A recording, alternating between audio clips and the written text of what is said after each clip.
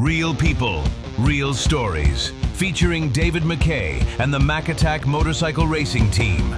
Episode 1 of 7. Subscribe, like, and hit the notification bell. Not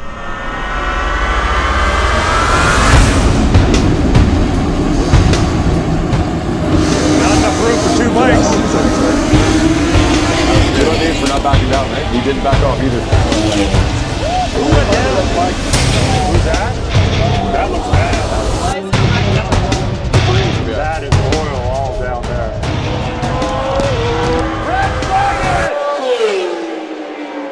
The season began at Shannonville, Ontario, where speed meets strategy. Round 2 headed east to Atlantic Motorsport Park in Nova Scotia. Tight, technical, and unforgiving. Then moved west to Alberta's Rad Torque Raceway. Wide open, high speed, and built for bold decisions under pressure. Today, the Theatre, Canadian Tire Motorsport Park, a legendary circuit where underdogs rise. Leaving Rad Torque Raceway in Edmonton, 5th in the standings, David MacKay remains within striking distance. This weekend, the final round is the season's pressure test for David and the whole MacAttack race team. Friday morning at Canadian Tire Motorsport Park, endearingly known as Mosport. The paddock fills with Canada's red and white as the nation's best racers gather under their flag for the season's final weekend. The paddock wakes under clear blue skies, the crisp Canadian air alive with engine hums and chatter. The Canadian Tire Motorsport Park emergency personnel ready their teams. Bridgestone Tires provides critical support for every team. Mechanics, team leads, and riders move with precision and pride, tuning every bike to perfection. For David MacKay and MacAttack Racing, it's a morning of relentless practice and careful adjustments, all leading to qualifying session 1 at 2:40 Friday afternoon. Racers' results will set their starting positions for both Saturday's race and Sunday's final showdown of the national season. Carrying the #1 plate in Canada, Ben Young's superbike gleams in the paddock. Ben is a Canadian champion, mentor to David MacKay, and a true top dog on every track. He shares a Honda Canada campaign with David. Together, these two push the limits all weekend. David, the underdog, inches closer with every lap, matching the top dogs and raising expectations with each ride.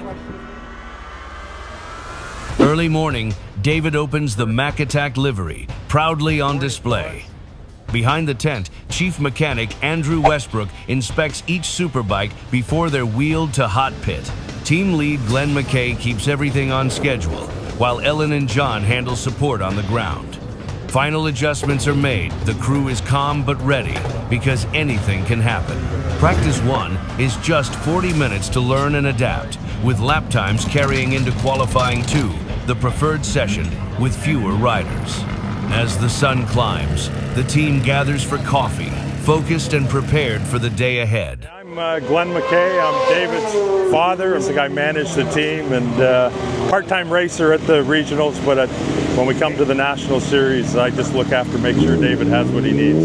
It's a proud moment to see what he's accomplished and how good he is. Right now, he's battling with the front runners, the leaders within Canada.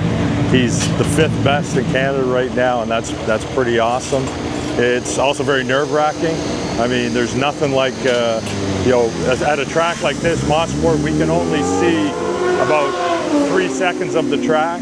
And, when a red flag comes out, your heart kind of skips a beat a little bit while you wait to find out who's in trouble, what's going on. But, and we've had enough times over the years where it has been David, and, he's always come out okay. And we know that this sport, there's a lot of crashes, but you're well protected, and you come out of it 99% of the time really well. So, getting to the final round at CSBK is always a good time. It's the big finale at Canadian Tire Motorsport Park.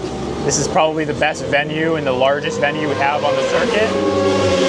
We we get the most fans out here of any round. People love this venue. People come out of the woodworks to ride this track. A lot of our preseason goals was just to get better from last year. Obviously the rookie campaign on the Superbike, we had a lot of goals going into the year. I think we surpassed a lot of those goals last year, and so we set ourselves up nicely for year 2.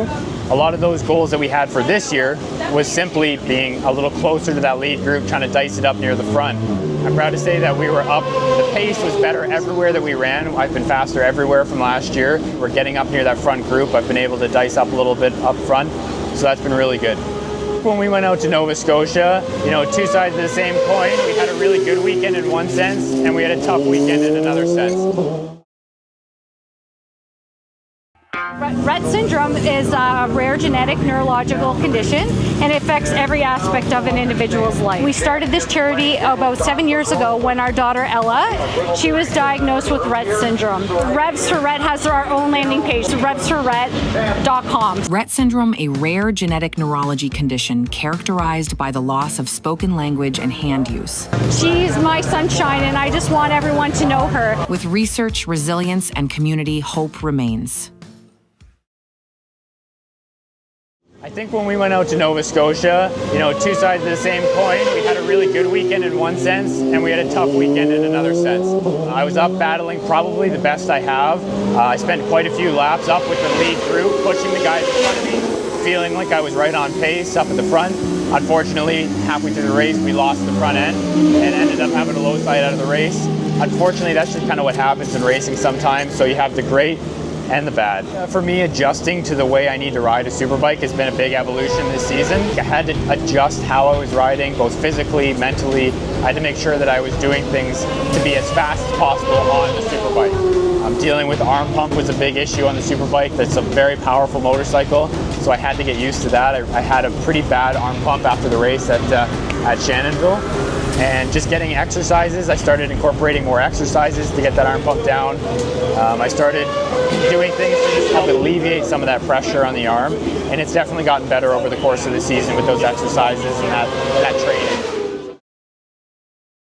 Money. It's great to have manufacturers like Honda get involved. We're really, happy with all the help that we can get.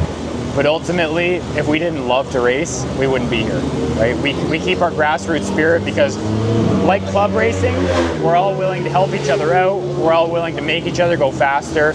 I'm not going to snub a competitor who's asking me a question to make them go faster. We're going to work through it. I'm going to give them any tips I can if they ask. And I think a lot of that comes from the grassroots passion that a Canadian Superbike series has. I'm 5th in the championship overall for the year. That's generally where I finish most races. I've been trying to break into that top 4. I've been close in some races, faded a little bit in others, but I'm getting closer every time, and I think that's my breakout performance that I'm looking for, is just to crack into that top 4. Who's going out right now? We just finished up with the Pro Sport bike. That's always the first 9 a.m. session. And then they'll get into some of the smaller bikes like the lightweights. And then at 10:30, the super bikes will go out. That's when all the big bikes go out and you'll see the real speed at this track. The kind of things that I keep an eye on are making sure there's enough fuel in the bike, so it depends on how many laps we're doing, what we're there for versus race versus practice. I also make sure that there's nothing loose and wobbly because you really don't want your bike falling apart at 300 kilometers an hour. So I check bolts. And on top of that, I just make sure they're pretty and aesthetically pleasing and not covered in bug guts.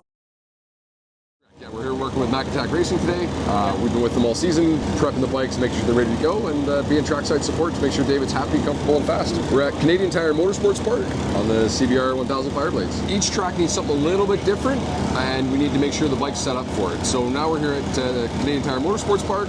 It's a much faster track. It's a much less demanding track on the rider, and it has much less weight transfer on the bike. So we actually soften the bikes up. It's a faster racetrack, but we actually let the bikes move faster than we do at places like Shubenacadie and Rad Torque, where it's a little more aggressive on the brakes and throttle. Here we're rolling on the throttle in 4th gear. The bike's not transferring weight as much, so we actually run them a bit softer, let them move quicker, try to get that weight transfer.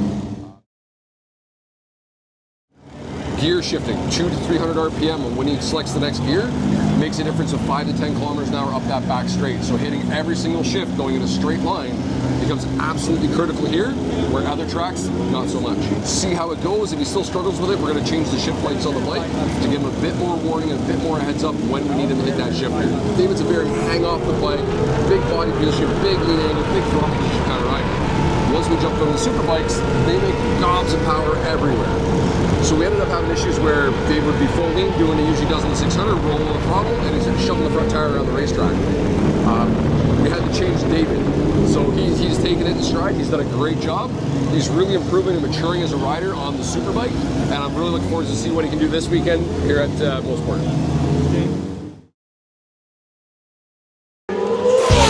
Serious about performance? Trust ASAP Motorsports, Canada's official Olin suspension supply and support team. Led by Andrew Westbrook, ASAP delivers expert tuning, trackside service, and race day reliability. That tells us how fast the shock is moving and how deep in the stroke it's getting. All of that information feeds back into our data logging of our motorcycle and allows us to make decisions based on what we see there and rider feedback to get them the best performing bike that we can. From grassroots to pro paddocks when it comes to suspension, ASAP is your edge.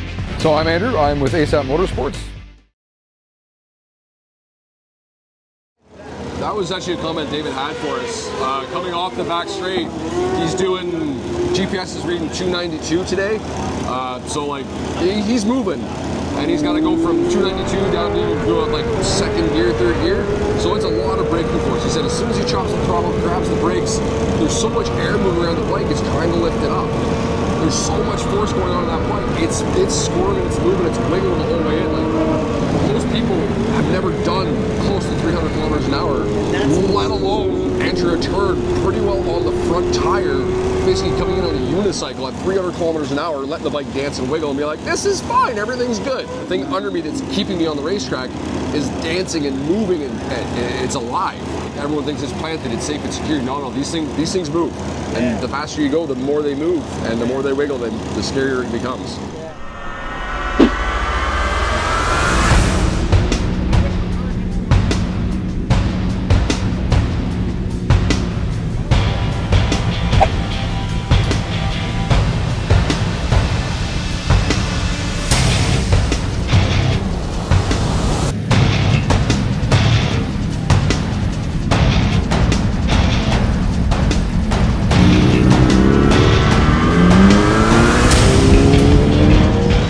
That lap, David's in 5th overall right now, so far going through to directly to Q2. He looks like it'll be pretty safe, but we have both bikes set up a little bit differently and he's trying some different things. Right now he had, coming onto the back straight, the back end was really moving a lot as he got on the gas. So Andrew's making some changes to suspension, try and sort that out so he can get a better feel.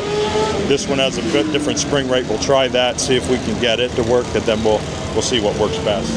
David's just thinking about the next lap, what he's going to do, how he's going to try and get a bit better time than he had last time, as well as he's cognizant of the different changes that Andrew's made. So he's thinking about through that so he knows what to come back and make some comments on, just so that they can work through the issues by the end of practice.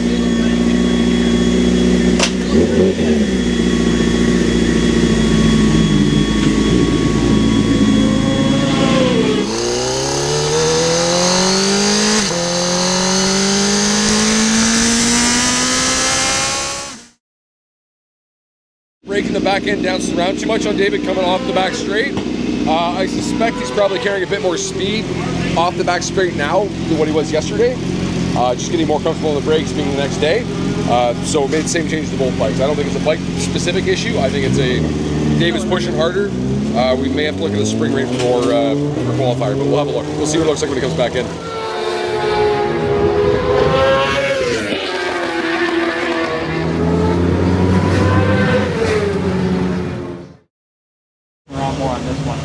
On throttle, off throttle? On throttle. On throttle, okay. Coming out. Like on throttle hard, it's spinning or pumping? More to spin. More to spin, okay, yeah. The tire pressure jacked up. You came in at like 25.5 pounds, so that's not surprising. Dropped it back down, should be good to go again. Felt better than the other bike coming off the back straight. Okay, good. That'll be the preload change and the compression change, so that makes sense. You're braking probably about 30 meters deeper and a bigger throttle position. You also squeeze the brakes a lot harder today than what you were yesterday. So that explains that whole back end dancing on the other bike. Real people, real stories. Next episode 2 coming up. Subscribe, like, and hit the notification bell.